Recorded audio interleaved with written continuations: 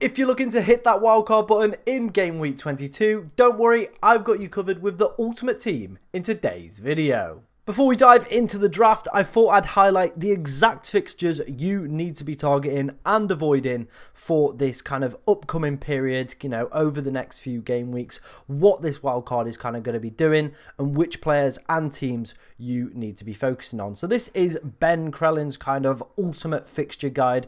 It has all potential doubles and blanks. There will be a link to that in the description as well, so you can go and have a look at this tool, which is absolutely incredible, by the way, to help you and your teams progress over the next kind of period of the game, the kind of key period where Ben Crellin absolutely comes into his own. So starting off, obviously we know about Brentford's double, this one here, and then Manchester City's double down here. Those arguably are two that you want to be targeting, less so the Brentford one. Liverpool and City probably, unless maybe Ivan Toney kind of absolutely smashes it in kind of the second half of game week 21. I don't think personally there's going to be any Brentford players that I potentially would be recommending to you guys. City, on the other hand, I definitely think it's worth a double up. The fixtures leading in as well: Burnley, Brentford, Everton, and then obviously Chelsea and Brentford as a double is absolutely incredible. So arguably a triple up of City players is something that I would be highly recommending for that. Then there are these two here in orange. This is all dependent on whether or not Liverpool make the EFL Cup final, and if they do, Ben Crellin thinks that this Luton fixture is going to go straight into double game week 25 and Liverpool are going to blank in game week 26. But obviously those are taking place on Tuesday and Wednesday night, so we will find out probably by Thursday, Friday, definitely by the deadline, whether or not this fixture is going to move into game week 25. But at the moment it's still just down as an orange, a little bit of a question mark. But if that's the case, I definitely think this draft could see a little bit of change and you definitely want some Liverpool players in there as well. We're going to get plenty of updates about Mohamed Salah and his progress with AFCON as well. Egypt's opening game against Mozambique ended in a 2-2 draw without a 95th minute penalty from Mo Salah. They would have lost that game 2-1, so not a great start from them. So potentially we could see Salah return early, and if that's the case and they get this double confirmed, I definitely think this draft could change. But let's go and take a look at it and see what you guys think. And starting off our game week 22 wildcard, in goal we are going to go for Areola up against Bournemouth in game week 22. A very safe set of hands. Same with Turner on the bench. Now, the reason that I went for these two, they're just nice and cheap. There aren't too many other goalkeepers like kind of massively performing well. I've kind of outlined this in other videos. Jordan Pickford is currently the most points kind of scored goalkeeper. That doesn't even make sense, but you know what I mean. He's acquired the most points so far this season, has Jordan Pickford, and I think that kind of says all you need to know about goalkeepers in FPL. If we get negative news around kind of Ederson's injury and it doesn't look too good for him, I definitely think with the doubles coming up, Ortega would be a fantastic shout at 3.8 million, but we're still awaiting kind of a further update on Ederson. Obviously we're going to get that FA Cup fixture as well in hand, and you do imagine Ortega will play that one, but we are going to get at least one, potentially two press conferences from Pep Guardiola as well ahead of the deadline, so we will find out any news about Ederson. And the City team leaks that we usually get are pretty good, and if Ortega's in them, I definitely think he would be my number one kind of choice that I would go for. 3.8 to get a team that are second, I think, for XG conceded so far in the league. I know they haven't kept too many clean sheets, but in terms of defensive data, they're right up there. They've got a double game week as well and some stellar fixtures leading up to game week 25. So if Ortega is the number one while Ederson is injured potentially for a few months, then that would be my number one pick. But we're going to go with Areola and Turner for now, but that potentially could change over the next few days. Moving into the backline, we've obviously gone for Ped Porro. Now Spurs do have the potential to blank in game week 26 if Chelsea do progress to the EFL Cup final, so do just bear that in mind but before potentially loading up on Spurs assets. But for me, Ped Porro, I think he's starting to verge himself on the word essential. I haven't got him in my team, but every single week he leads to me kind of having you know, to claw back some points in terms of rank, because he's always picking up assists. The clean sheets aren't quite there for Spurs, but he's one of those players that is a bonus point magnet. Picked up free bonus yesterday in Spurs' game, also got himself an assist, didn't even get a clean sheet, conceded 2 goals, but still managed to come away with free bonus, and he's been doing that for a large part of the season. Spurs' fixtures are pretty handy as well. Brentford, Everton, Brighton, Wolves, Chelsea, we spoke about that game that potentially could be a blank for them, and then Crystal Palace. So even if that is a blank, you're still going to get 4 amazing fixtures, and I definitely think he's a player that a lot of people will want to own for large parts of the season, because he is absolutely immense at picking up points, especially those bonus points as well. Moving into a man who hasn't played in game week 21 yet, it is Estepinian. Obviously a lot of hype going into this game week, one of the most transferred players in game week 21, and very good reasoning for that. Brighton have absolutely incredible fixtures: Luton, Palace, Tottenham, Sheffield United, Everton, Fulham and Nottingham Forest. No chances of blanking as well over the next few weeks, so definitely an easy buy for me to have in your team. We've all had him this season at the start, and he was absolutely immense. I think he's only going to pick up with this good solid Brighton fixture run as well. Moving on to our final defender, it's going to be Kieran Walker. Now Kyle Walker did this in yesterday's video as well. Kyle Walker is going to be our final defender, and the reason that I've gone for him, I just think he's a great asset to go for, especially with City having this double. He has played 90 minutes in 20 games out of the 21 so far this season. The only game he came off early was the Sheffield United one. Still played 67 minutes, so still got his clean sheet points as well from that one. So it does seem like he is a regular within the City side, even when European football, cup football is kicking about. Kyle Walker is still playing the games. Nearly did it again, but Kyle Walker is playing the games, and that's why I think for me he would be a very solid defender choice to go for. A little bit pricey. I know he hasn't kind of put up any mega scores like the other defenders in our defence so far, but I definitely think with him picking up an assist, he's obviously got that little bit of attacking flair in his game.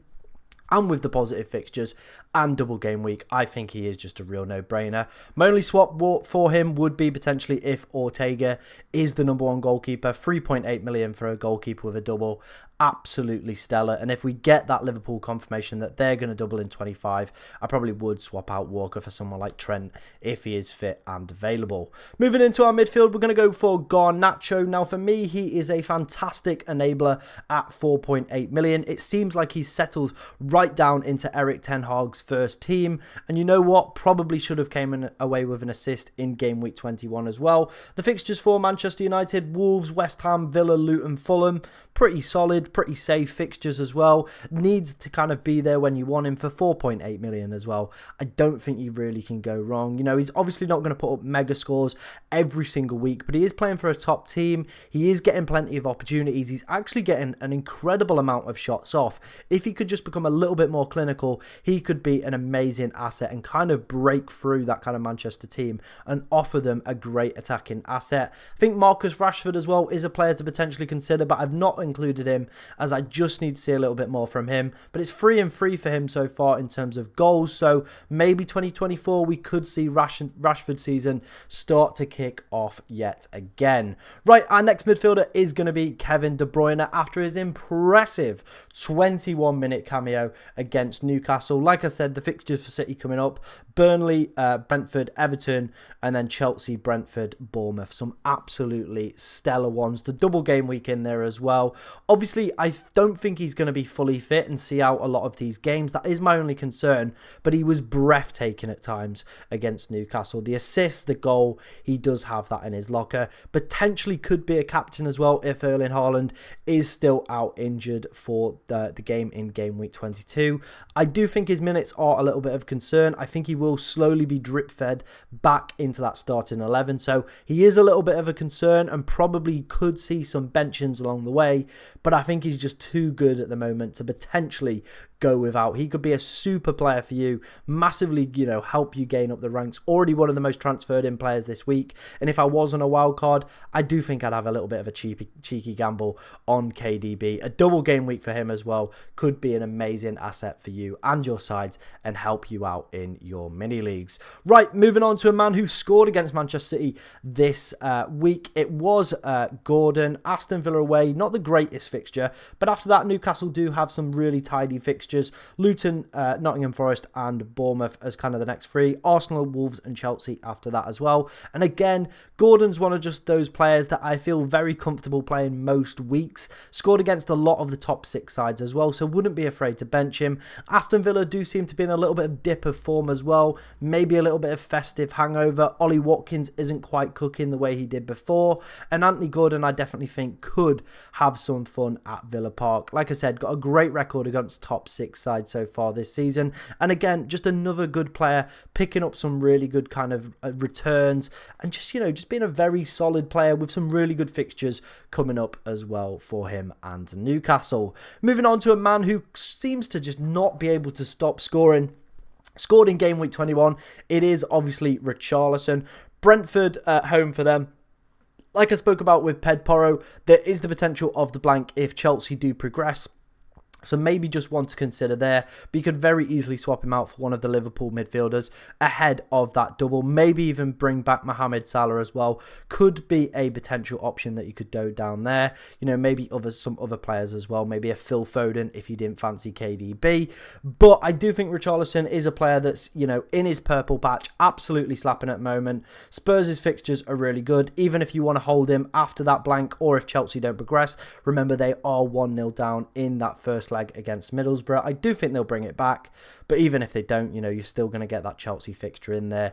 Does seem like he is the main man while Son is away as well, but my only concern with Richarlison is when Son comes back. Obviously, Kulusevski comes back from injury as well. They're going to have Johnson, Werner as well, getting an assist on his debut as well. Going to be a lot of competition for places. Richarlison doesn't seem to see games out as well, so potentially could be a little bit of a rotation risk within your side. But I think for at the moment, with the information that we've got, I do think he represents one of the best value midfielders that you could go and pick up. He is playing as a striker, potentially on penalties as well, but with James Maddison as well coming back, there might be some other cheeky options start to emerge as well within that Spurs side. So maybe one to potentially consider, but I think with the red hot form that he's in right now, he's definitely a player you need to be considering on your game week 22 wildcard draft. Right, moving into the front line, of course we're going to have this man for now. It is Erling Haaland. Now the information coming out about him, I will put a screenshot up right now. It is suggesting that, you know, he's had a little bit of a setback